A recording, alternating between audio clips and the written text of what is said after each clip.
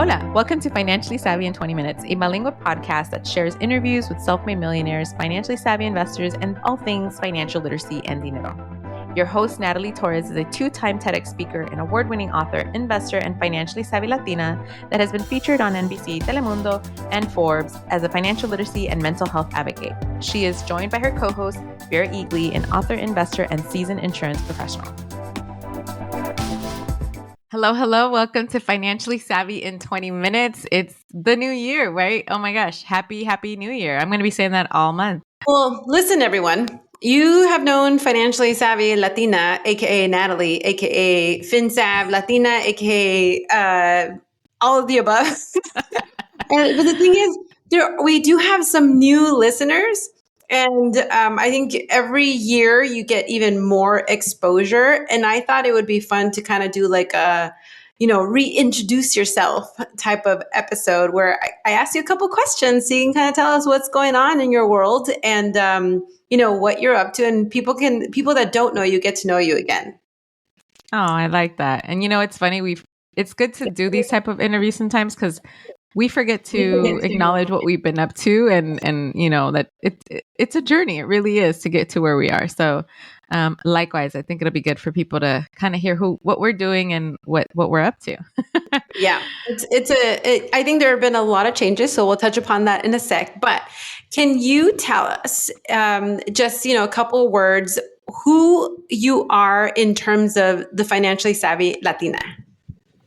Yes. So I'm overall a financial literacy advocate, educator, facilitator. I've been teaching not just one-on-one, but workshops for the past, oh my gosh, over almost 2 decades, really over 14 years.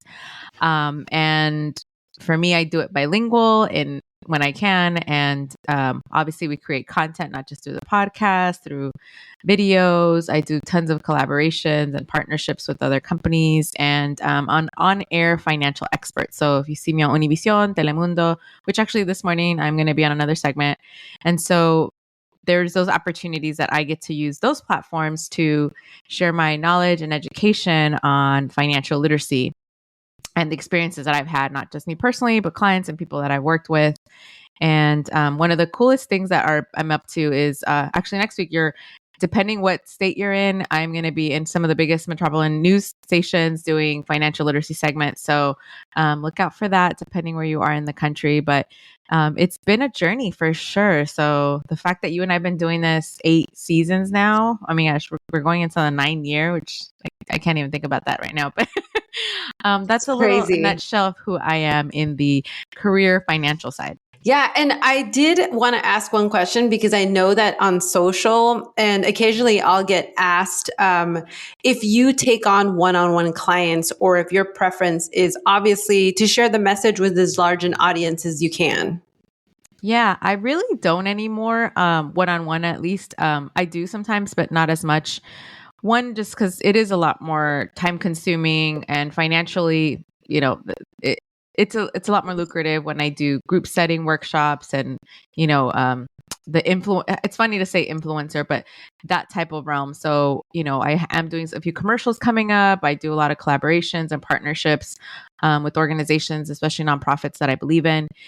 So for that, I have to be careful of my time and, with the personal side, which we'll talk about in a minute, it really just makes more sense for me. So once in a while, it depends on the case, I might take it, but usually it's easier for me to do in a more workshop setting. You mentioned that you're an on-air financial expert. So that's something that's really interesting to a lot of people because I think we got so used to seeing people on stage, but obviously because of pandemic and also just like costs of flying people in and out, things change. It doesn't mean that your rate changes, ladies and gentlemen. Remember to always take that into account. But does that impact your daily life? Because you've had a lot of changes and you're going to touch upon that. But when you're on air, how do you juggle, like if it's 4:00 in the morning and you're going to do a shoot, even though it's virtual, the house has to be quiet. So, how do you make that work? How do you make that work with your husband and the brand new bundle of joy that you have at the house and your dogs? Right. I sigh when you say that because it really is a team. It's not just like, hey, I turn on my laptop. I know some people just do that, which is cool too. But for me, I bring a different level of credibility, different level of professionalism as well. So like, I mean, you could see my studio set. We literally have a studio in our house. So in the morning, for example, this segment we're doing tomorrow for Univision in the morning, it's not just me. Like I get my hair and makeup done, so I got to get up an extra hour and a half early. You know, it takes that long, right? I wish I could be like, yeah, I woke up at like this, but I don't. My husband really is my tech guy right now in the house too, because we do have a little baby. It's kind of, you know, we're hoping there's enough soundproofing that we did in the home that it won't be an issue. The dogs, I don't really worry about. They're both 13 years old, so they sleep in until 10. But it's true. It's kind of having the commotion of coming in, having hopefully like an Annie to help us when it's those morning segments. I'm doing a lot of East Coast time stuff, so it's really interesting when, you know, the call time, they're like, oh yeah, 9 a.m. Eastern Standard Time. I'm like, oh, that means I'm gonna be up like at 3, 4 in the morning, getting prepping. And there's a lot of behind the scenes. So when you said the rate, listen to that episode that Vera did with my agent Ellie K. I just love the way she breaks it down. But my work is still intense, meaning I still have to do the research. I still have to come up with what I'm going to be saying. It's not just on the whim. I have to make sure I'm giving the right, you know, data out there. And because it's so many hours to prep, people say, oh, you know, you only were on TV for like 3 to 5 minutes. I'm like, yeah, but it took hours to get those 3 to 5 minutes. And literally the setup, the thousands of dollars that we put into our studio system as well makes a difference. And I'll have to give a shout out to one of the producers at Univision. I love that, you know, because when I do virtual, if it's not in person, she was like, oh my gosh, your setup is like cooler than what we have here. And I'm like, that's thanks to my husband, because he's a techie guy. I'm not at all. That's kind of where I am. And with you, Vera, like tell us a little bit too, because, you know, even last year, you and I had this like fun experience being on TV and virtual and in person, and just things that have progressed. What you been up to as well? Yeah. So, for those of you that don't know, my background is in insurance and sales. So I mostly, I'm on the tech side of insurance. So I get to talk to tons of agents all day long, every single day about what's going on in the insurance world. And it's crazy right now. It's super expensive. You're a consumer, you already know. So I love doing that. I love sharing, because insurance is something that, I mean, on the surface, it's like, okay, it's insurance, who cares? But everyone needs it.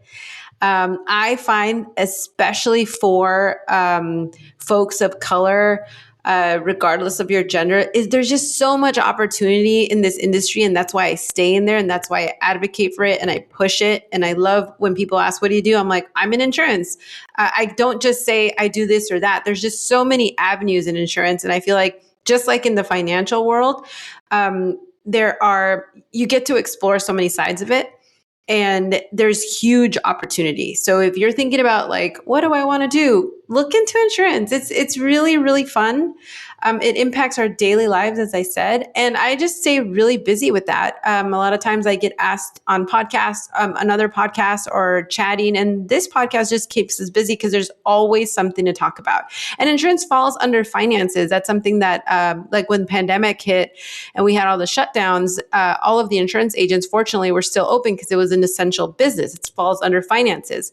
So think about that, because it's a huge daily cost. And that's what I like to focus on, just like educating people on how to make the right choices, protect your assets, protect yourself, your family, which are our closest assets, right? So yeah, that's what I've been up to. I continue doing the game. My family has insurance agencies. I consult there all the time. So it's really fun. And I've been asked to like coach or guide agencies, and like you, I used to be more into that, but yeah, I think as you get older, you just protect your energy a lot, and it's a lot to take on. I would also rather just talk to a larger group or refer them to somebody who doesn't mind taking. I mean, it's not just going to be a day; it's several months that you have to work with a person to get their business in order. So, Oh, you know, not that there's anything wrong with that. I feel like I've moved beyond that stage. yes. And I love how you said protecting your energy, because it's true. I have a few individual clients right now too. And I love the aspect of having that one-on-one relationship, but it does drain you too, because you're emotionally connected. You're on their journey. You're trying to help them, make the best financial decisions, and really, consulting them as they go. And you're right. Your field, especially insurance, it's just so many different areas. And I always laugh when people are like, "You're a financial expert," because it sounds so. It's the imposter syndrome as well, but it's just kind of like, one, I didn't give myself that name, and it didn't happen overnight. It's years, and I always feel like I have to present to them like, what makes you the expert? And I'm like, well, I know a thing or two about making good money, but it's the background. I have my degrees in finance and international business, and working with thousands of people across the country in that field when it comes to financial literacy. So I think about, sometimes I forget how old I am, and I'm like, it's been that long, 20 something years doing this. And you just said it, protecting our energy is so crucial. Like even today doing this podcast, I was like, yeah, we have a newborn at home. So, the fact that I showered today was a huge win, luckily, because I didn't have to like really be on screen. Tomorrow is going to be more of like, I'm like, oh, I need my hair and makeup, all that good stuff. Before actually being on camera. So it's one, not just because we're getting older, but I think it's something I wish I would have done when I was younger, like really made more mindful decisions on how I'd help myself and help people. Because oftentimes we want to take on every client because we want to help everyone, but it drains us, and then we don't give our 100% to each one. So if you have a business of your own, really think about that. Learn to say no to the clients that just don't, really work well for you, or you just feel like you just can't really be there for them. So I love that Vera's she's also not the insurance savvy person, but the tech savvy person that I'm not. Her and my husband have more conversations about the stuff that I have no idea about. It's complementary, what we do. This year, I look forward to us being able to do more of that bilingual content, and, bringing this to other people that just don't have it, because there's so many topics that you and I want to cover for sure. I mean, that's why I was really excited to bring that to the forefront, because I think that we can't assume that people know who we are, that or they even care. But we're just letting you know we show up sometimes with a couple breaks in between, because we also have to protect our energy on every level. So that means taking breaks, but remember that financially savvy in 20 minutes really is just focus on trying to bring you, we always say, like, real life in real time. Like what is going on in our lives is what we share on the show. And are you working on any new books, Natalie? I know you have a big talk, right, coming up that you'll give us more information later on, but are you working on any new books? Yes. One particular, I can't really too much details on it yet. But it feels like it's been on the works for way too many years, because even that, I got an email from my lawyer. She's like, "Hey, it's the 4th year." I'm like, "What?" I'm like, I could have sworn it's only been 6 months. But I wanted to do a humble brag before I continue with this about you, because I think you just said it, your expertise in these areas, but I think also looking back at your 20 years of as much travel as you've done, you lived in multiple countries, you really helped a lot of people outside of of insurance, but really being able to connect with other people, I think is so crucial. And sometimes we forget to mention that, because we're like, people should know. And I say humble brag because it's, for me, I always think of humble more of grounding, not necessarily that you can't share what your accomplishments are. And I think about, looking back this past couple of years, I'm like, wow, there's moments, more than a couple of years, but there's moments where I forget to give myself that celebration of like, oh, that took a lot of time to do that. Or, I landed a deal that no one's ever, done. And you just talked about this talk I have coming up in August, which is huge. It took me 20 years to get there. And I'll talk more about, maybe we could do an episode just on that, because it's such a huge platform.